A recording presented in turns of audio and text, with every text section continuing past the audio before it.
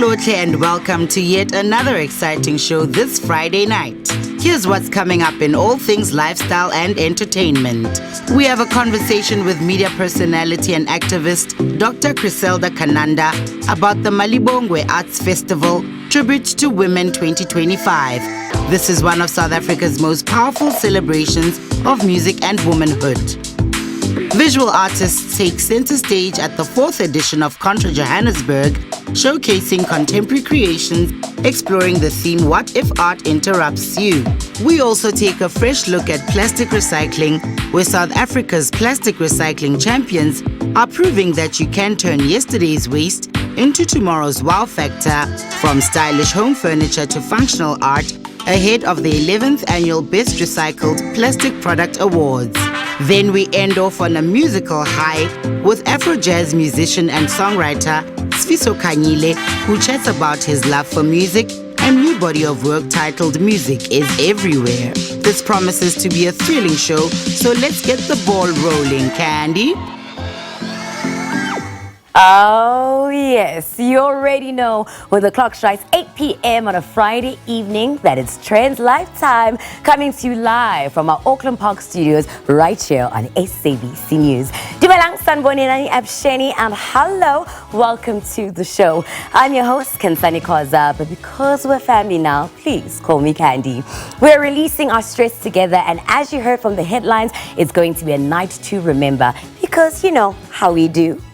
All right, so now we're going to be moving on to the next part of our program for this evening, as we are going to get into what's been making some things that people are talking about around the world. Take a look.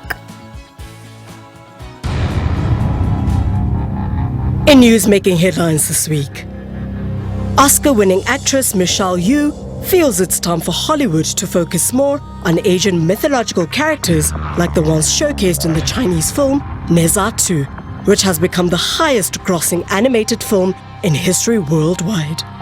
The English-dubbed version of the fantasy film, directed by Yu Yang, arrived in the US recently. The sequel, originally in Mandarin, made waves. It's set to become the highest-gross animated film globally in history. As the vibrant rhythms of traditional drums fill the air, Oscar Yubi's eyes gleam behind his intricately carved Zayoli mask. The Ivorian performer twirls and leaps, his colorful outfit a blur of motion at Benin's 2nd annual Mask Festival in Porto Novo. The festival, held on a weekend in August, brought together thousands of spectators to celebrate ancestral spirits and cultural heritage. Performers from Benin, Nigeria and Côte d'Ivoire showcased elaborate wooden masks and traditional dances, transforming Porto Novo into a vibrant tapestry of West African traditions.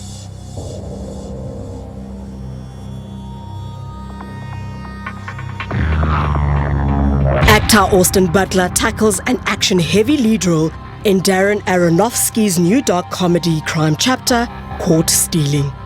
Set in New York in 1998, the film stars the Elvis actor as Hank Thompson, who appears to have his life back on track after a promising baseball career was cut short by tragedy, tending a dive bar and dating the cool and caring emergency medical technician Yvonne. Yvonne is played by Zoe Kravitz, but when his British punk rocker neighbor Russ, a character played by Matt Smith, leaves his cat in his care while he's out of town, Hank suddenly finds himself in the crosshairs of the city's ruthless criminal gangs. There's a lot of running and there's a lot of action in this particular drama. That's all we have time for on our news wrap. We do it again next week with only the best in lifestyle and entertainment. Like I said, you know how we do. The SAPRA Awards for Best Recycled Plastic Products are set to take place on the 27th of this month, and the arts will be leading in the creativity front. My colleague Mncedisi Sindani caught up with the event organizers during the week to get an insight into what nominees and attendees can expect this year. Let's watch. And now we're taking a fresh look at plastic recycling, not as something dull or purely green, but a space full of creativity, beauty and innovation. South Africa's plastic recycling champions are proving that you can turn yesterday's waste into tomorrow's wow factor, from stylish furniture to functional art and even surfboard fins. With the 11th annual Best Recycled Plastic Products Awards happening right here in Johannesburg on the 27th of August, we spotlight some of the incredible ideas transforming how we see recycled materials. Joining us this evening is Oliver Bonstein and Marco Olivier, here to share why their recycling is not just an environmental must, but a design opportunity waiting to be embraced. Gentlemen, welcome to Trendz Live. Thank you, Nate. Thank you for having us. You see, like I'm aiming for a yo, yay! Yeah. You got the name pronunciation perfect. Oh, was it? Yeah. Yay for me. Gold star for me. Fast learner. Oh, I love it. I love it. Listen, Oliver, I'm going to start with you, right? Before we dive into the awards, let's chat about why it's so important and why plastic recycling is such a big thing in South Africa right now. Well, without plastic recycling, plastic just becomes waste. So really, it's a matter of creating somewhere for recycled plastics to go. Otherwise, it's going to end up in the landfills or in the environment, and nobody really wants that. The impacts are going to be pretty significant if we don't do something with waste plastics. So it would impact our environment, our resources, our natural beauty of our country, and including the tourism industry, etc. I love that. I love that. Marco, lots of good reasons. 100%. Marco, we're speaking about awards, and I have to, this is the first thing I have to ask you. You're a major winner. You're winning in cities like Los Angeles, like Dubai. There's a Miami also in there. Quickly talk to me about that. Congratulations, first of all. Thank you so much, and thank you for having us, and thank you for the show. I know it makes a big impact in South Africa, and thank you for that. We entered Miami Art Basel obviously in Miami, and it's a major buzz. It's the art week, and it was phenomenal to be there. We focused on bringing a new dimension to art at the Miami Art Week. I took recycled plastic, similar to what I have of Madiba here, and it did very well. We won the show, and the emphasis was about doing something that's more than just something that's pretty, giving a new lease of life. We know that plastic serves us and serves us well, but what happens to once this empty container is now discarded? 100%. And I feel that we needed to bring a new dimension, as I mentioned, and this was great. It won us the show, and obviously I'm grateful that we could have represented South Africa, and I think it's changing me as an artist, that my focus in the future will be to do something more tangible, something that's visible, but also changes. We all want to leave a legacy behind, and how much more powerful than leaving something in the art industry? 100%. That's powerful. That leaves a message, a powerful message afterwards. That's incredible. Oliver, I'm going to come back to you. I mean, we are in the season of the awards. They're happening on the 27th of August. They celebrate such a wide variety of recycled products. I mean, from childhood building blocks to making eco-furniture. Talk to me about some of the entries this year that have caught the eye, that were really incredible. I mean, we got a lot of really good entries, and by that I mean they are items that raise the profile of recycled plastics and also have the potential to really drive volumes, because ultimately the purpose is to increase the recycling rate in South Africa. We need to try and recycle as much as possible. We're currently sitting on 28% recycling rate for plastics overall, but so basically the judges went for items that had the potential to make an impact. So there was one like massive, it's like a temporary house. It looks like an igloo. And there were other like tanks, and these things have the potential to weigh like 300 kilograms. So that's really a good sink for recycled plastics. There was beautiful furniture, really a lot of big items. But then when it came to some of the creative smaller items, we had a beautiful moon bag from Sealand Gear. There was a beautiful piece of art, like a very painstakingly assembled piece of art from a lady who picks up litter on the beach in Komiki, and she makes these beautiful sculptures. And then, of course, Marco made these beautiful, more than just a face, also a message. For me, it's quite inspiring to see how these can can really send a message. Yeah. I think if you don't have a Malco piece in your garden, then you really haven't lived. Yes. I love the fact that you mentioned a female artist. Malco, I have to ask you, you're an artist that works with recycled goods, and I know that there's been work that's been done with Maggie from Infinite Industries. Talk to me about how you see women entrepreneurs shaping the conversation around recycling and innovation. Yes, I think women fulfill so many roles. Besides, women can multitask and men can't. And so big up to them. And the creativity, I mean, there's a flare globally. And creativity breeds more creativity. And I think everybody's tapping into this. The more the front runners are putting something out there, the more the people that follow. And, you know, as Steve Jobs said, good artists copy and great artists steal. We have to go out there and use what's available and make it work. I'll come to you, Oliver. Where do you see recycled plastic innovations going in the next few years, especially in Africa? Recycling could go one of two ways. There's a lot of reasons why recycling might shrink in South Africa. There's a lot of pressure coming from the virgin polymer industry or the petrochemical industry to produce more virgin plastics. And there's a bit of competition between these two. So there's potential, if we don't increase the applications and the uses for recycled plastics, which is what the Recycled Plastics Award is all about, creating new places that recycled plastics can go and serve communities and add value, then there's a real potential that recycling is going to become less prominent. And that's bad. Oh. But I'm an optimist, and I really think that there's a lot of potential here.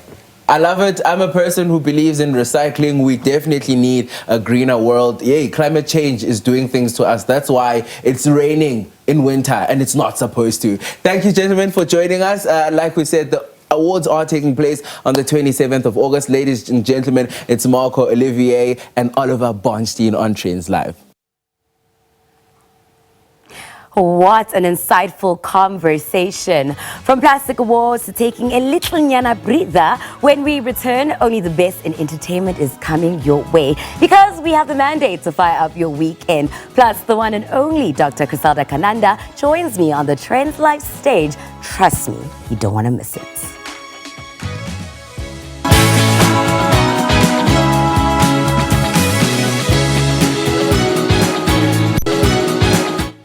Welcome back to your favorite home of all things arts, culture, lifestyle, and travel. Please don't forget to engage with us on X. We are at Trendz on SABC. So, animation is fast becoming one of Africa's most exciting creative exports. And this week, Joburg plays host to a vibrant celebration of the art form. The CTIAF Traveling Animation Showcase has landed at the Biscope, bringing with it some of the best short films from across the continent. Exclusive talks and the much anticipated premiere of Rorisang and the Girls. So let's get straight into it. Told in the style of anime but rooted in distinctly African narratives, Rorisang and the Girls premiered at the Cape Town Animation Festival, uniting animators in celebration of African creativity and storytelling. Based off of me and my friends and how we used to hang out, and we had a little R&B band, and we had really strict teachers, and there were just some opportunities that came where there was a call for us to make our own concepts. And so with the team, we worked together to come up with just like a basic presentation deck, just to bring all those ideas from high school together.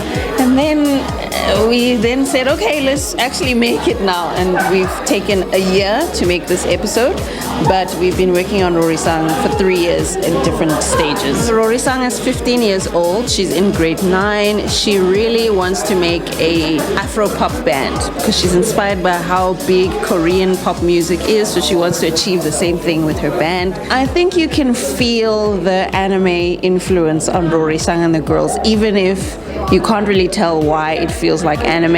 And I'll tell you one thing, she's got just a bright red braid, which is something that happens a lot in anime cartoons, Technicolor bright hair, but also just the way the shapes look, the way the lines look, you can tell there's a little bit of that anime influence, but then at the same time it also feels African.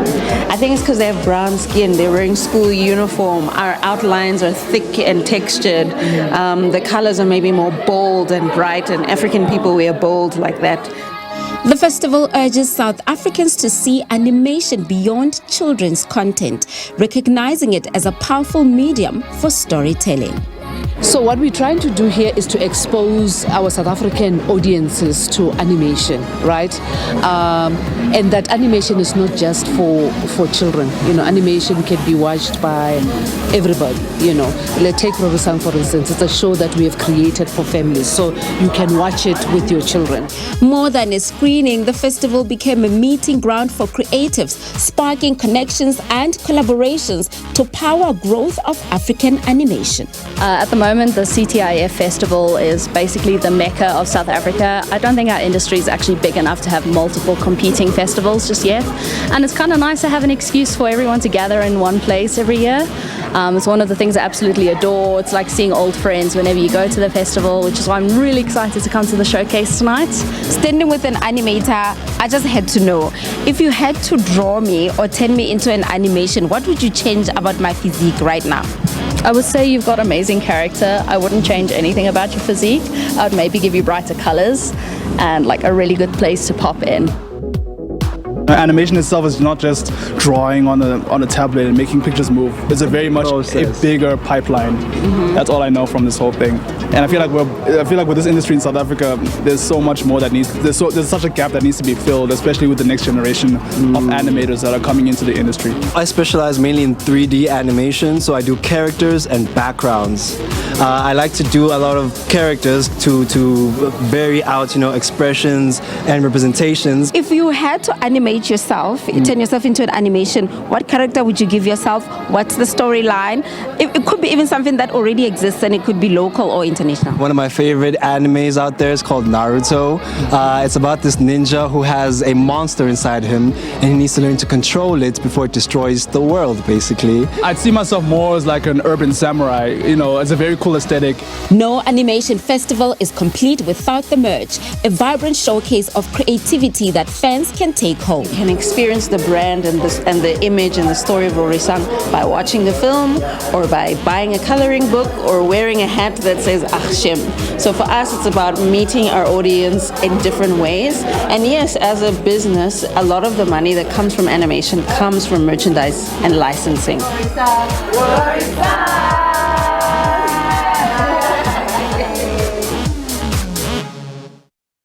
This Women's Month, the Malibongwe Arts Festival, Tribute to Women 2025, returns as one of South Africa's most powerful celebrations of music and womanhood, uniting legendary voices, international talent, and audiences from across the country for a day of soul, rhythm, and inspiration.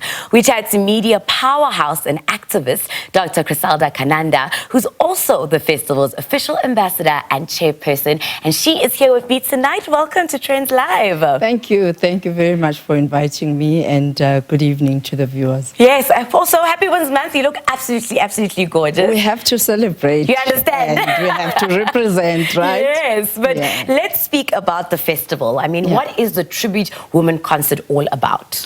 This is a coming together of women to celebrate womanhood. I think in your introduction, you summed it up beautifully. That we not only come together to celebrate, but also to see one another. Because, you know, all of us are Siakoisha.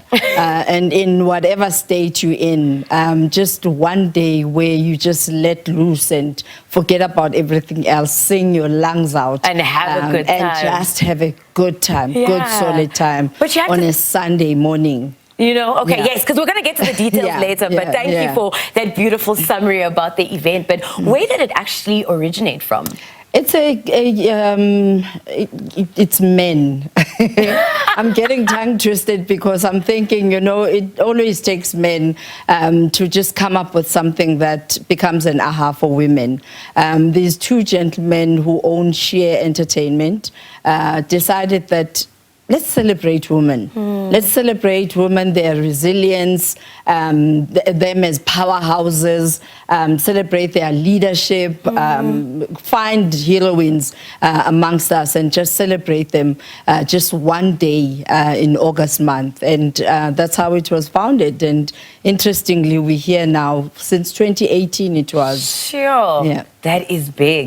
I mean, when we talk about the Malibongwe Arts Foundation, they are a huge part of the festival. Can you tell us a little bit more about the foundation? This is the new addition to the concert. Okay. Because these gentlemen decided that, we see these women, we come together, we celebrate just the one day, and they go back to their usual struggles. Yeah. Some are in abusive relationships, some are struggling financially, some are unemployed.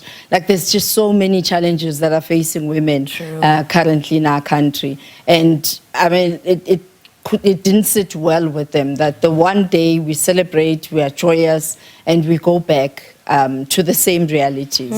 What should shift? So they approached me that let's partner. We've watched your journey and we've seen what you do for women, amazing about work. Women. So let's partner, chair this foundation for us. Let's find like-minded organizations and come up with programs that are going to empower women in their respective spaces, whatever challenges that they're faced with, especially women in the arts. You and I know that that yearly contract renegotiation is not the kindest of things. It's not. Because you don't have surety for a bank so that you can buy property. There are just so many challenges that women, in actual fact, artists are facing in our country. Yes. So women, it's even worse with them. So we've partnered with SAMPRA in order for us to teach the business of arts. Sure, I love for longevity. I love how the festival is just evolving and just growing, and there's a bigger message about it. But I've heard that there are programs that are going to be available on the day. Yes. Can you tell us, about a bit more about that and unpack it for us? On the day, the 24th of August, we're just having fun. Okay. No formal things. The only speech that would probably be there would be from the Minister of Women, Children, is it children or youth and people with disabilities. All right. That's the only speech that's going to be there. Otherwise, we are just going to have fun. So speaking of that fun, we're going to be having khe. But the next year, because remember, we just launched the foundation on the 15th of August. Yes, this year. Yes, so the next year, we're now going to have programs throughout the year. Each province, we identify an iconic woman who's not going to be identified by the foundation, but the people of that community would say, we know Candy because she does X, Y, Z, and this is how she's impacted our lives. That when we come back together in August, we celebrate those women on stage. That makes so much sense. So that's where the empowering and the building actually comes from. But let's speak about the stage, because I mean, I saw the lineup and there are big names that are going to be taking to that stage. But just for our viewers at home, can you tell us some of the artists they can expect on the day? So the fun that we are going to have tomorrow is just unimaginable. We have Thandiswa Mazwai, who's our headliner. Sure. We have Mikasa, Mikasa and Dance. They just and the ladies in the same WhatsApp group. We have The Soil. They've recently reconnected, and we have Mia, and we have from the UK Keisha White. I mean, she sings a whole lot of songs that connects to your broken heart. Why do you call me when you know you can't answer? I can't answer. A legend, she's a legend in her own right. We have Loiso, who speaks to women's souls. I've always said to him that in your previous life you must have been a woman, because we can relate to his lyrical content.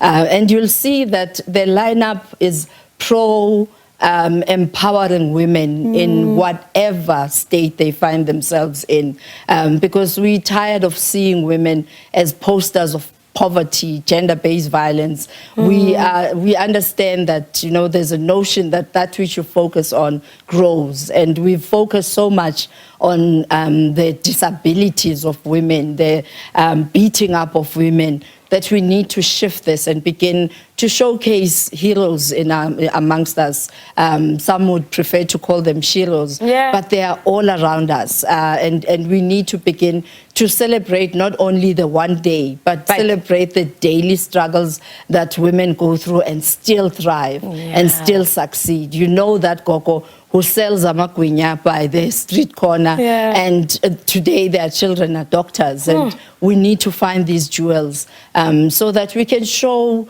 young up-and-coming Criseldas that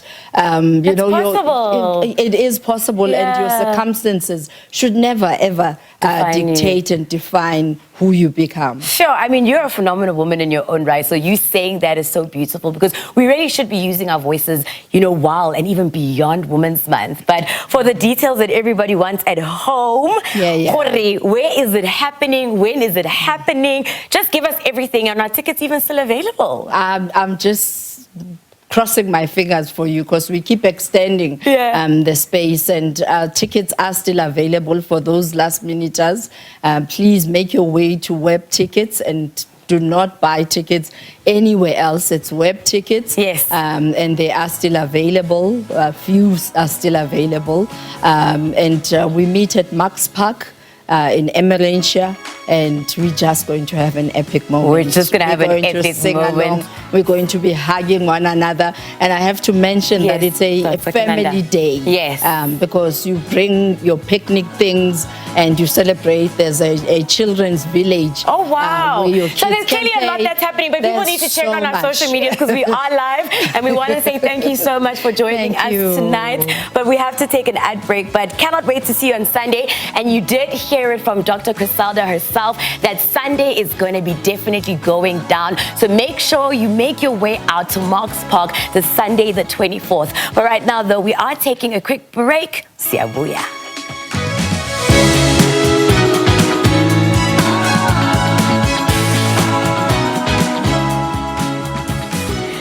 You are still watching Trendz Live, and we're halfway through the show. So if you just tuned in, but don't despair. You can catch this episode on our SABC News YouTube channel after the show.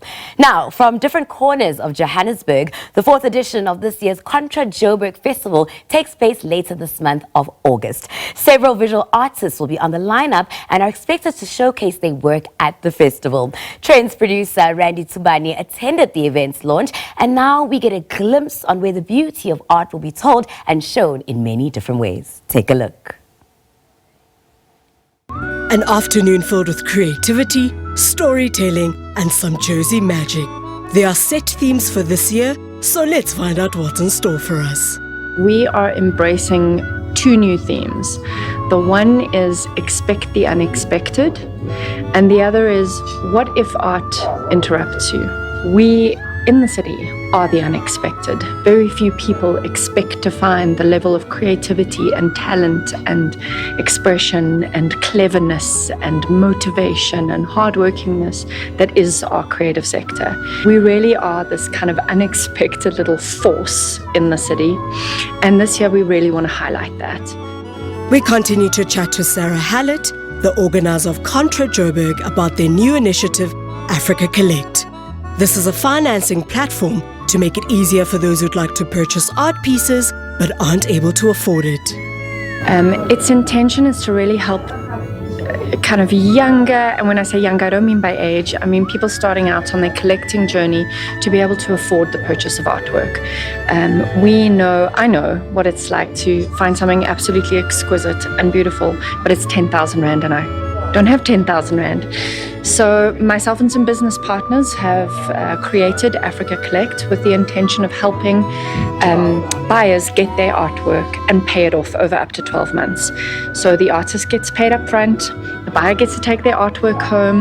I2 Art insures the artwork while it is in the process of being paid off. So they're specialist art insurers who know exactly what they're doing if something is damaged. I then got to chat to one of the most amazing female artists, Senzeni Marasela, on the kind of art she does and where she draws her inspiration from and why. I started out in primary school.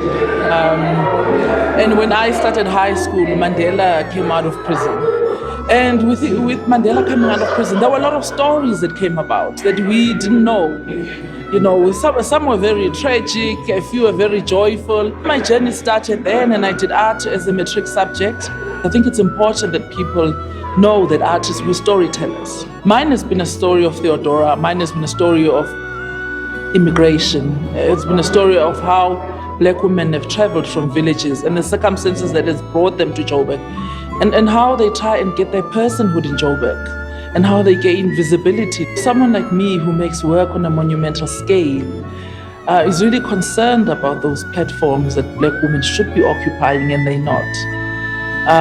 So I'm on a journey, and I've been for the last 20 years, to kind of repeatedly tell the story of black women in Johannesburg. We don't have a moment where we say, I have arrived now, I'm finished with this body of work. Women are also an incredible kind of art, and still in the spirit of Women's Month, some great women took me through where they draw their strength and love from. My favorite thing about being a woman is the power that I have and the power that I exude even when I think I don't have it. And this definitely goes to the women that have come before me, from my mothers, my grandmothers, my aunties, to my neighbors, my mom's friends.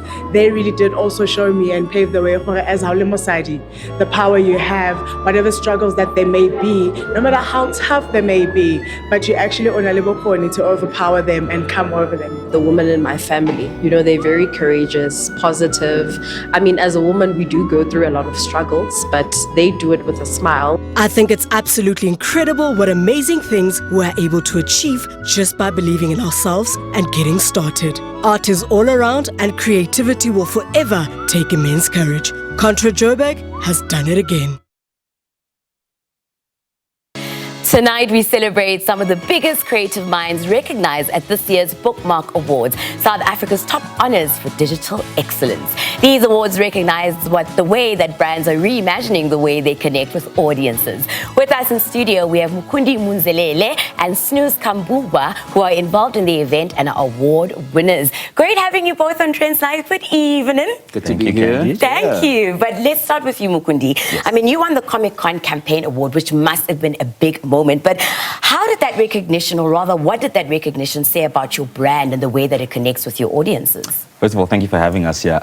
So at KFC, we've been on a long journey to really connect with our audiences, driving our platform called Anything for the Taste, which really just showcases what audiences do to go get that delicious taste of KFC. So this year, or rather last year at Comic-Con, we really went and did something very interesting and very special to that niche target audience, basically called Source Code, source spelled S-A-U-C-E, where our fans had to go on websites and really try to find our iconography on websites, specifically the kernel, the bucket. And, you know, when they found this stuff, they got amazing, amazing awards and prizes, and that's what we did for them at Comic-Con. Sure, and this is why you obviously won. But I mean, Snooze, you also won an award. I mean, Best Agency of the Year, that is a huge, huge achievement. What do you think it is about the body of work that you guys have done, you know, when you look back, that actually brought you this win? And how do you, you know, figure out you're going to take this to build the momentum moving forward? Sure, that's a great question. Again, also thank you for having us on this platform. Pleasure. A big shout out to our clients as well that allow us to do the work that we do, and the Bookmarks for giving us the platform. I think what made our work stand out was something that we stand for at Ogilvy, which is we're the impact agency. And what that means is that we make work that works for our client, that delivers not only on creativity but effectiveness. It's not nice just to make nice pictures. The work has to work, you know? Yeah. And then work that works for the consumer, the society. They must get something out of it. I think the example that Mukundi used just now with Comic-Con, it was awarded, it was great, but you know, the fans also got something out of it. They got to go to Comic-Con, they got tickets, they got meals. So that's one of the things we're going to continue doing. Yeah. The second thing, again, it's a privilege to share this with our clients as well. They allow us to make the work that we do to work together. We've got a kind of shared belief, which is good is the enemy of great. You know, it's easy to make good work. It's easier than you think. It's hard to make great work. And impactful work at that. Exactly. I mean, I have to just ask you as you're speaking. Firstly, I didn't know you were their agency, so shout out, clearly Winner's Circle here. But how do you strike that balance of, you know, meeting the creative need, but also the business objectives of a company? How do you strike that balance? I think it's the relationship, striking that balance. We've got a relationship that's lasted us over 25 years. What? And we're involved, we're partners. We're not just, you know, a service provider, we're partners. And then you've got to understand what we like to call the culture. Okay. You know, culture, you're not competing with other brands, you're not competing with, you know, other ads, you're competing with the culture. And the culture can either be a big competition or a big opportunity. And when you advertise and communicate at the speed of culture, you kind of understand what the culture needs, what your client needs, and then you hit that sweet spot that creates impact. And you clearly did hit that sweet spot. But I just have to ask you, Mukundi, just, you obviously got given with the award a way to connect with your consumers in a very unexpected way. But what was, that creative vision behind stepping into that space, and how does it align with KFC's personality? Yeah, so I said a little bit earlier, we've been on a long journey to try to show how consumers go amazing lengths to try to get that great taste of KFC. So what that has allowed us to do is really flex our creative and business muscle across many various different factors. Of course, with our agency partners here, we get the opportunity to really, flex that creative thinking. And what we've done is we've really reimagined the brand. This is not your grandfather's KFC. This is the modern day KFC. And what that has allowed us to do is really flex the creative muscle. So that's how we end up with things like Source Code, because we're willing to try new things. We're willing to explore. I mean, right now, if you go in store, you've got our Kentucky Town menu, which is an amazing new products and new innovations that the country's never seen before. And that's because we're always trying to push and get to that next level. And that's actually what I was going to ask you. Like, when you think about the future of your brand and how you want to engage with your audience, both in the digital space and on the ground, what does that look like? As Snu said, it's all about culture, right? So we try to be on the pulse of everything. Now, when it comes to something like Source Code, I am not necessarily someone who's into coding or gaming, but we have a wide network of people that give us those insights that allow us to really explore these different things. So it's about knowing what's out there, what the youth wants, especially as we go into the future, because it's a different kettle of fish that they're dealing with these days, and it's just about making sure we're on the pulse of culture. Sure. I mean, I really love the fact that you just said that, like, the future of this country is also at stake in this industry. So I love the fact that you guys are doing this kind of work to also just reimagine the future and technology. So Snu, just going back to you, how is your agency trying to play a role in that and play a part in making sure that, we're shaping this industry, having more impact, and also really mentoring, young talent coming up? Sure, that's a great question, Candy.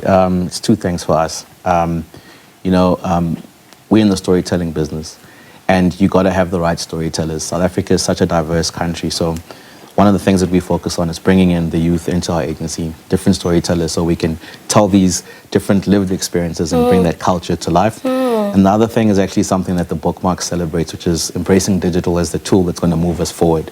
So we don't ask ourselves, how do things like AI, how's it AI going to take our job? We ask ourselves, how's AI going to take our job to the next level? I love that. Don't be scared now. Don't technology. be scared. And hopefully we tick those two boxes. Who knows? This time next year we'll be back here on this couch. Crossing fingers. Because what's really important about the space that you guys are in is about change. It's about growth. And that's why even coming with young talent and with AI, it really helps build the future. But when we speak about the Bookmark Awards, what do awards like this for people like you, a brand, an agency, actually really mean? Yeah, sure. When you get awarded like this, number one, it's a recognition of all the great work that not only our agency, ourselves do, but all the great people that are actually at the office that come up with this work. So that's the first thing. But the other thing, it allows us to really be in touch in terms of what's happening in the industry at a broader level. It helps us understand where we need to be going. And also, it's just a great reflection on the amazing work that is coming out of our brand. So it's great to partner with the Bookmarks to win this amazing award. And yeah, shout out to all the guys at the office who really did all the work to make us get to this point. Oh, shout out and wrap it up for us in Snu. I mean, to sum up, I think Mukundi said it great. One thing we'll say about the Bookmarks, it's no easy award to win. And really the work has to work. It's judged. It's judged fairly, and it's digital. Everything is tracked. So 100%, it means a lot to win something like that. It's that peer-to-peer recognition. Yeah, well, shout out to you both for the win and your brands and just, the future of the industry that we're in. And a big, big pleasure having you on the show this evening. Thank you so much. See you next year. All right, we've had an inspiring look into the creativity, strategy, and innovation that's driving South Africa's digital industry forward. The Bookmark Awards celebrate the people and campaigns shaping the future of brand, tech, and culture. And it's clear that exciting work is happening across the industry. Thanks once again to our guests. But right now, we are going to go pay some bills. And who knows, you might see one of their, ads playing just now. Let's go suit that.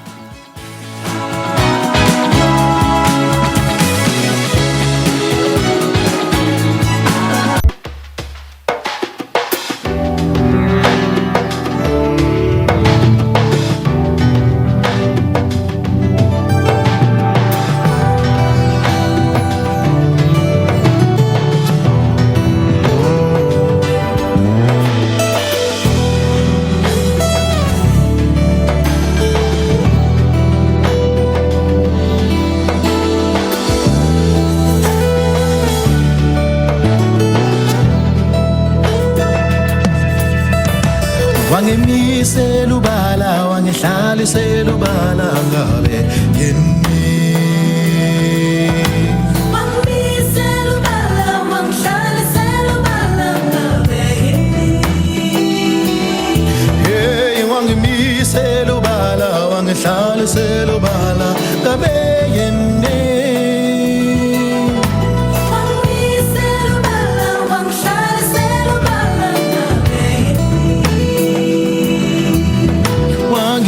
Selubala wangihlali selubala ngabe kwenze njani. Selubala wangihlali selubala ngabe mina ngimile ngilindele wena. Selubala wangihlali selubala ngabe. The trees and the flowers will receive my tears. They will flourish with splendor. The trees and the flowers will receive my tears. They will flourish with splendor.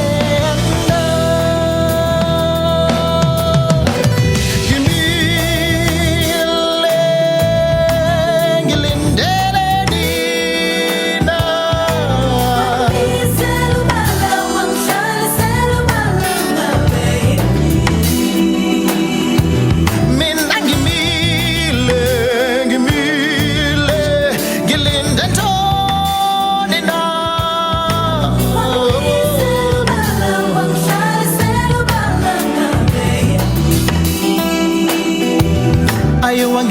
Selubala wangihlali selubala ngabe yini.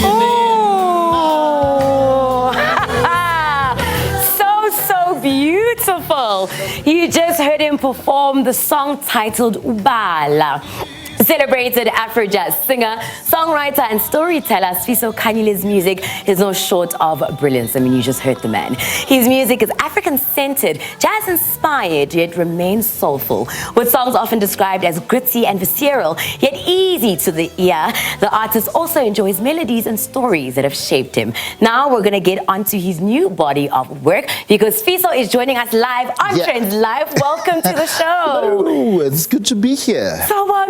Thank you much for having me. I'm good. I'm fine. Yeah. Winter is off and it's getting warmer.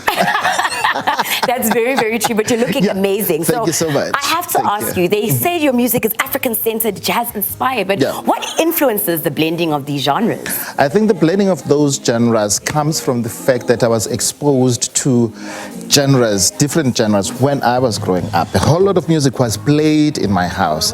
It would be jazz, it would be maskandi, it would be choral music. So as I grew up, I was listening to all of those kinds of music, and it has contributed to the sounds that then form what I do as a musician today. Yeah, and it's a unique sound at that. But can you tell me what themes also just influence your songwriting and your storytelling? I think it's my personal journey. It's what I go through on a day-to-day basis, what I see around me, what happens with the society, what happens if you're driving down the road, if you're sleeping, dreaming, you know, everything that happens around my life. Yeah, just consuming it and bringing it to life. Sure, I've heard that you've got like these memories of singing with your mom, which also I think triggered the love of music. Can you just tell us about how that also just, you know, lended itself to your journey? That was amazing, man. Every evening would sit around the bed, and would start singing hymns. And she would train me actually. She said, no, it doesn't sound like that. Do it like this. So my mother was my first vocal coach. Sure, and she was strict on you, but she clearly prepared you for the stage that you're on right now. Strict, because and my sister had these beautiful, soft, angelic voices, and I'm very nasal in my approach. So she would always say, don't do it like that. It's... We love moms, and I mean Women's Month, so you know, happy Women's Month to her. But right now you've got a new body of work called Music is Everywhere. Can you just tell us a little bit more about its background and also just the themes that are explored on it? I think Music is Everywhere embodies the sound, the message that I carry. If you want to know more about me, just listen to that album. It just goes through everything, every emotion, every idea, everything musical about Sifiso Kanyile. So people must just buy.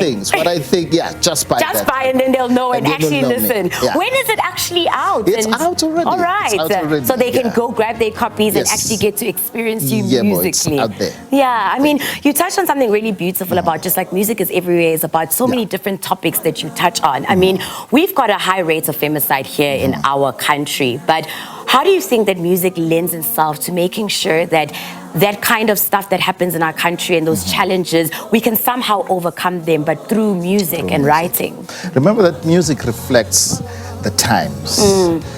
Through music we can then tell these stories and people become aware. And what we have lost also is a sense of community, because before we would sit around the fire and sing about women, appreciate women in song, and that is not done anymore. And also the music that is on our airwaves these days degrades women.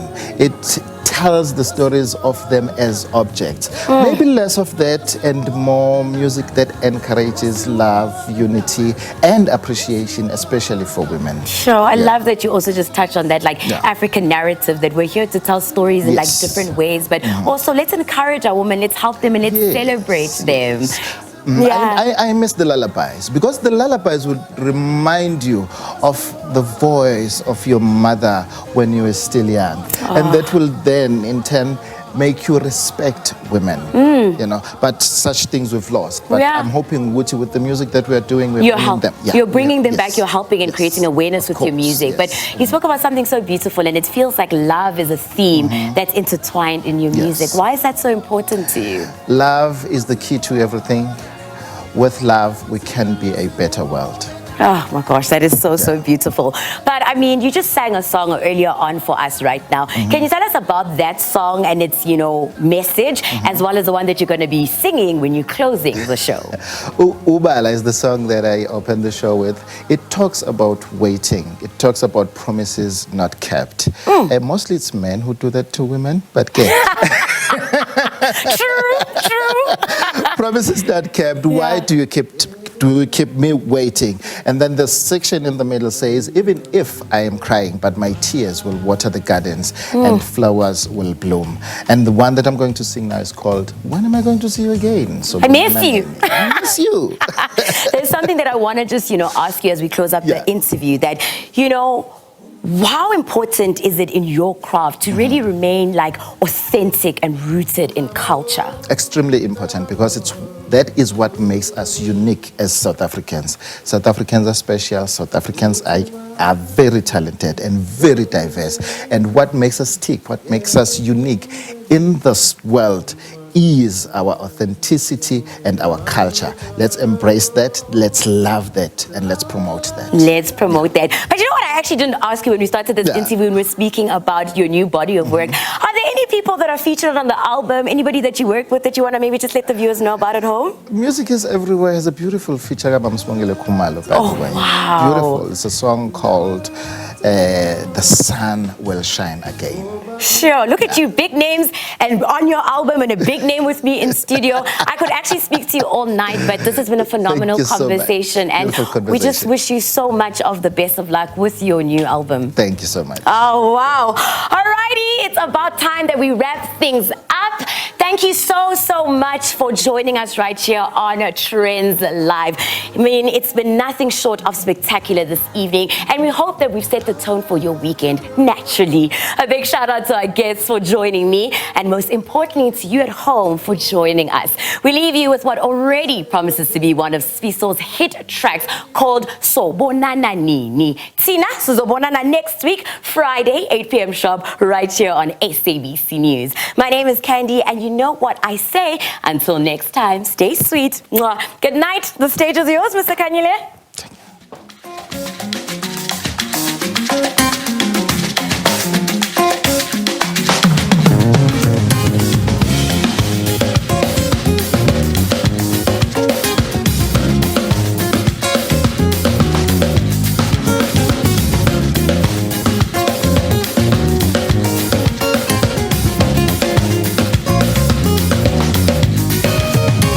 Loco,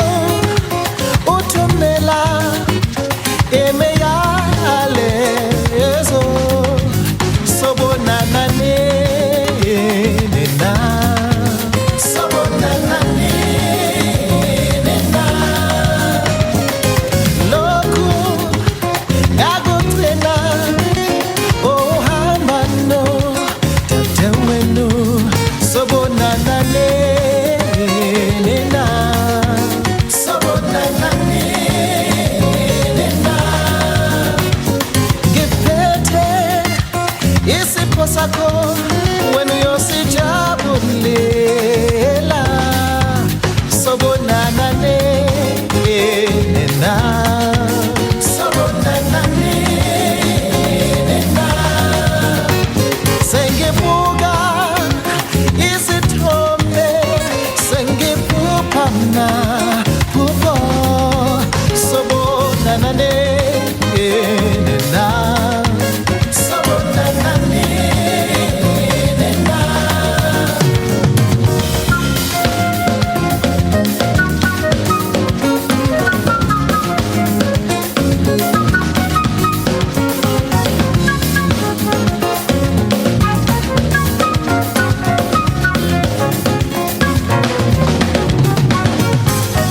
enhlizweni yami ngiyakulangazelela ukubonana nawe futhi enhlizweni yami ngiyakulangazelela ukubonana